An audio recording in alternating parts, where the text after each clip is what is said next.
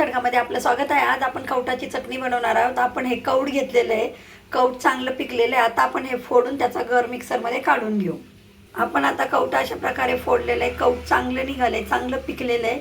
आता आपण हे मिक्सरमध्ये टाकून चटणी करून घेऊ। आपण आता मिक्सरच्या भांड्यामध्ये कवठ घेतलेलं आहे, त्याच्यामध्ये 2 ते 3 चमचे गूळ टाकलाय, 1 चमचा तिखट टाकले, लाल तिखट मिरची पावडर आणि मीठ टाकलेलं आहे। आता आपण हे मिक्सरला बारीक वाटून घेऊ। एकदा फिरवायचं, फक्त चालू बंद करायचं, जास्त बारीक नाही केलं तरी चालतं। आपण आता हे फिरून घेऊन चटणी फोडणी देऊ। अशा प्रकारे तयार आहे आपली कवठाची मिक्सरमध्ये काढलेली चटणी।